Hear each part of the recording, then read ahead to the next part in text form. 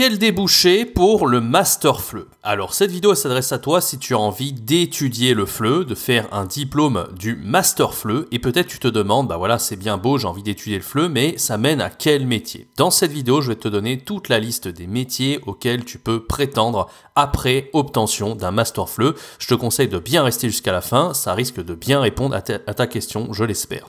Et avant de commencer cet épisode, je t'invite à laisser un bon like, parce que c'est juste un petit clic, c'est pas grand chose pour toi et ça permet à cette vidéo de se référencer.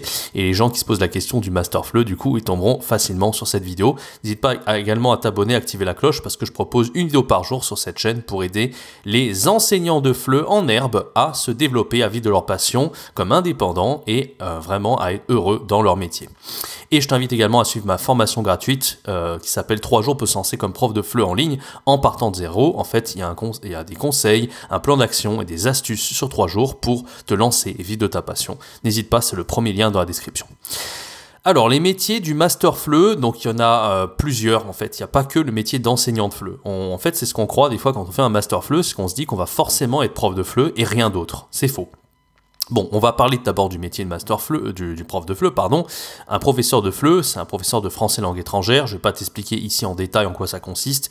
J'ai déjà fait plein de vidéos sur le sujet sur la chaîne. Je vais essayer de te mettre quelques liens en haut à droite de l'écran. N'hésite pas à aller les voir. Alors, un professeur de français langue étrangère, il s'adresse donc à des apprenants qui n'ont aucun lien avec le français. Ça peut être des Russes, des Allemands, des Espagnols, des Chinois, peu importe. Et il va surtout enseigner dans des écoles, d'accord? Donc c'est des écoles privées, en général on n'est pas dans le public. Donc il n'y en a pas cette sécurité d'emploi comme à l'éducation nationale. Donc c'est des écoles voilà, qu'on peut trouver en France ou à l'étranger. On peut également avoir des associations, comme par exemple l'Alliance française, qui est un peu présente partout dans le monde. Ça, l'avantage, c'est que s'il y a un continent, un pays que tu aimes, tu pourras vraiment enseigner dans une association assez facilement. Et puis on a, en dernier point, les universités. Ça peut être aussi intéressant de devenir lecteur FLE. C'est souvent les offres d'emploi qu'on trouve.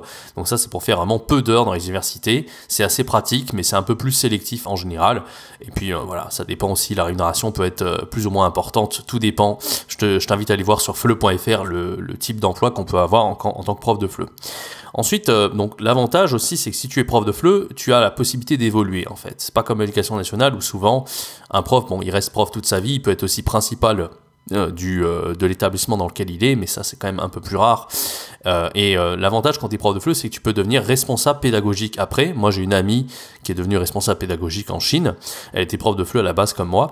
Et en fait, voilà, en fait, c'est si tu es très impliqué dans l'établissement dans lequel tu es, que ça soit une alliance française, une école de FLE, peu importe, à force d'expérience, tu connais très bien le métier et tu vas devenir donc responsable, c'est-à-dire que tu vas gérer l'équipe pédagogique, tu vas gérer les emplois du temps, tu vas gérer l'administratif aussi un peu, tu vas proposer des activités pour l'école, enfin tu vas faire pas mal de choses finalement et tu seras payé un peu plus qu'un prof de FLE. Voilà, donc ça c'est une première possibilité d'évolution. Ensuite, on a prof de FLE, alors je t'ai dit prof de FLE dans les écoles, donc ça c'est en présentiel, on peut être prof de FLE en ligne également. Moi, j'accompagne les profs de FLE sur cette chaîne à devenir indépendants parce qu'ils peuvent gagner plus d'argent, parce que prof de FLE en présentiel c'est souvent assez précaire. En ligne, on peut avoir nos propres tarifs horaires, on peut arriver vraiment à prétendre et à être rémunéré à sa juste valeur et vivre de sa passion, on peut voyager partout dans le monde, etc. Donc ça c'est un bel avantage. Également, quand on est prof de FLE, souvent, il y en a qui peuvent devenir aussi prof à l'université. Donc ça, c'est si tu enseignes, par exemple, tu vois, le Master FLE, c'est toi qui vas être le prof d'une des disciplines du Master FLE. Par exemple, tu vas enseigner la sociolinguistique, ou tu vas enseigner la phonétique, ou la grammaire du FLE. Donc ça, c'est un peu plus rare et un peu plus élitiste. C'est un super poste, bien sûr. Donc c'est une possibilité. Voilà, je te la donne ici dans cet épisode, hein, bien sûr. C'est pas difficile, c'est pas facile de le devenir, mais c'est quand même intéressant. On a également deux autres types de métiers qui se développent de plus en plus. Le premier, c'est concepteur pédagogique. C'est quoi concepteur pédagogique? C'est en fait la création de ressources pour le FLE. Donc il y a des offres d'emploi des fois. Hein. J'avais vu il n'y a pas si longtemps une offre d'emploi passer sur FLE.fr sur TV5 Monde. TV5 Monde, tu connais peut-être pas, c'est un site qui crée plein de ressources de FLE. Il crée des manuels, il crée des compréhensions orales, des compréhensions écrites, enfin plein de choses, d'accord? C'est souvent au goût du jour, c'est souvent actuel. Et toi, tu peux devenir concepteur pédagogique, c'est-à-dire que tu vas pouvoir créer des manuels, tu vas pouvoir créer des ressources dédiées au FLE. Donc ça, c'est vraiment pas mal si tu es créatif et si tu aimes, voilà, tu aimes enseigner, tu connais bien le métier, tu es un prof avant tout, mais tu peux évoluer comme concepteur péda. Moi, j'ai créé aussi des ressources. Par exemple, j'ai fait dans ma boutique de FLE les 100 cours de FLE préparés, mais je suis pas un, voilà, J'aimerais bien faire ça, mais ça prend énormément de temps. C'est vraiment un métier à part entière. Et il existe d'autres créateurs de ressources en ligne, les experts. Il y a Abdou aussi de Flippy, il y en a pas mal. Et le dernier point, c'est ingénieur pédagogique. Alors, c'est un peu différent de la création de ressources, mais ça se recoupe. En général, l'ingénieur pédagogique, ce qu'il va faire, c'est qu'il va créer des formations, des plans de formation. Il va faire plutôt ce qu'on appelle du français sur objectif spécifique.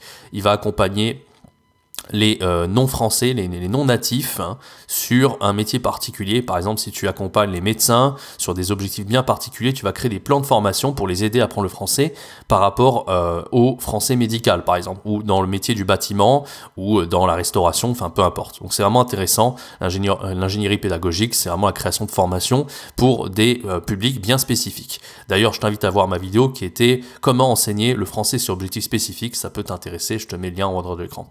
Voilà, j'espère que cette vidéo t'a plu, n'hésite pas à laisser un bon like, à t'abonner, à ne pas rater les prochaines vidéos, et voilà, n'hésite pas également à rejoindre ma formation gratuite, 3 jours pour se lancer comme prof de français et langue étrangère en ligne en partant de zéro, avec conseils, astuces, plans d'action, sur 3 jours. Quant à moi, je te donne rendez-vous très bientôt pour une prochaine vidéo, un prochain podcast. C'était Jérémy, ciao, bye bye.